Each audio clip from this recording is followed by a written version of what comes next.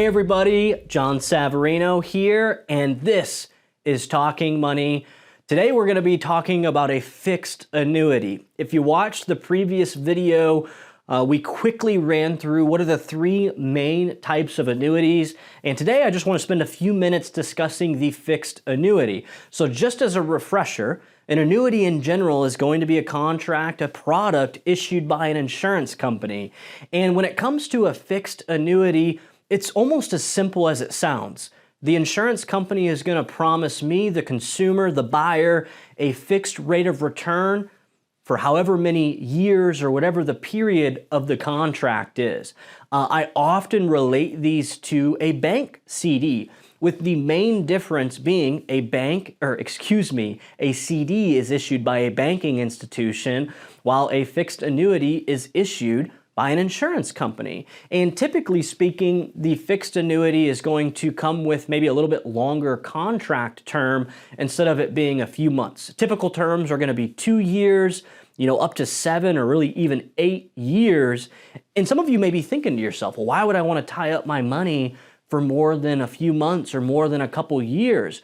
Well, hey, in this type of environment, right, when we're shooting this video, interest rates are still fairly high in comparison to what they've been for the last 30 years. So a lot of folks want to lock in that higher rate for longer rather than a few months. But once again, the insurance company is simply stating, hey, we will promise you this fixed rate of return for either the next 2 years, 3 years, 4 years, 5 years, up to, I most often see up to 8 years, but it is as simple as it sounds. Now, a few things that I would be thinking about or just being really cautious when getting into a fixed annuity, sometimes they can be called a multi-year guaranteed annuity as well.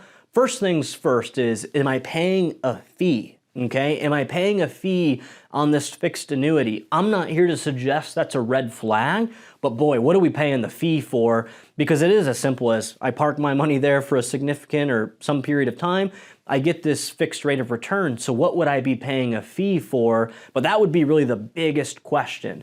Some of them also have like an income benefit. Not to say you would ever utilize this income benefit, but understanding what that is and potentially what it could look like in the future is important, because an income benefit is going to provide you a steady stream of income for the rest of your life. But a lot of us don't get or buy a fixed annuity for that reason. My last question that I would ask is, can I access the money, right? Because as a CD, for an example, the money has to stay in for that term to maturity to gain the full amount of interest that the bank promised you.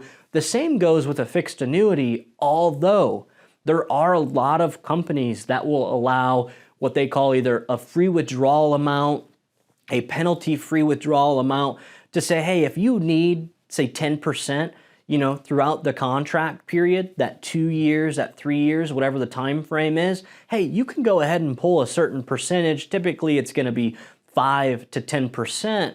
But that would be really important to know in case you'll ever need partial liquidity of that money.